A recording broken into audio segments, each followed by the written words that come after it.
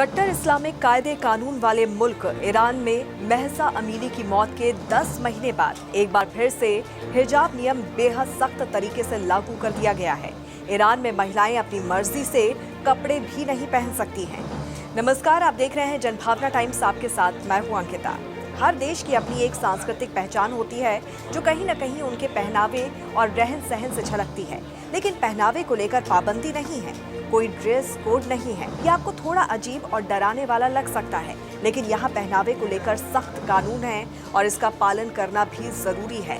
स्थानीय लोगों के साथ ही टूरिस्ट को भी इसका पालन करना होगा। और ये देश है ईरान।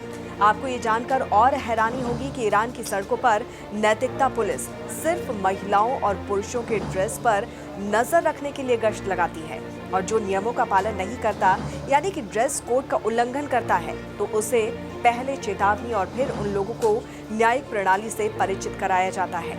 ईरान में महिलाएं अपने अधिकारों के लिए जूझ रही हैं। हिजाब विरोधी आंदोलन के 8 महीने के बाद ही फिर से महिलाओं पर जुल्म ढाए जा रहे हैं। यही नहीं, हिजाब ना पहनने पर महिलाओं पर 49 लाख रुपए तक का जुर्माना और उनका पासपोर्ट भी जब्त करने का आदेश दिया गया था। ईरान में हिजाब विरोधी आंदोलन की शुरुआत 22 साल की महसा अमीनी की ड्रेस कोड उल्लंघन के कारण जेल हिरासत में मौत के बाद हुई थी। इस घटना के बाद देश में कई हिंसक प्रदर्शन हुए। महिलाएं विरोध में अपने बाल काटते हुए और हिजाब जलाते हुए नजर आई।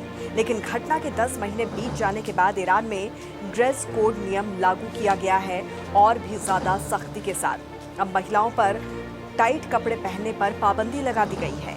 देश की 1979 की इस्लामी क्रांति के तुरंत बाद ईरान में अलग अलग तरह से मॉरलिटी पुलिस की व्यवस्था को लागू किया गया, जिसका काम महिलाओं को हिजाब पहनने पर सख्ती बरतने के साथ साथ इस्लामिक कानूनों को लागू करवाना है। आधिकारिक तौर पर इसका गठन 2006 में हुआ था। गश्ते इरशाद का काम महिलाओं को छोटे कपड़े या फटी जीन्स पहनने से रोकती है, साथ ही पूरा शरीर ढका रहे इस पर जोर देती है। ईरान के वो इस्लामी नियम जिसके तहत महिलाओं को हिजाब पहनना अनिवार्य है, जिसका इस्लाम में मतलब शालीन पहनावे से है, विशेष रूप से सिर ढकने से। ईरान में केवल पब्लिक एरिया जैसे कि होटल लॉबी, रेस्टोरेंट और ऐतिहासिक स्मारकों जैसे कि सार्वजनिक क्षेत्रों में महिलाओं के लिए हिजाब पहनना अनिवार्य है। घर या होटल के कमरे में वो स्वतंत्र रूप से अपने हिसाब से कपड़े चयन कर सकती हैं। लेकिन एक समय ऐसा भी आया जब ईरान में महिलाओं के लिए शॉर्ट्स और यहाँ तक कि समुद्र किनारे बिकनी में घूमना बेहद आम था। 1950 के दौर में अमेरिकी खुफिया एजेंसी CIA द्वारा सत्ता में बिठाए गए मोहम्मद रजा पहलवी ने इस्लामिक मुल्क में किए गए बदलावों में महिलाओं के वोट देने के अधिकार से लेकर कपड़े पहनने की आजादी तक शामिल थी।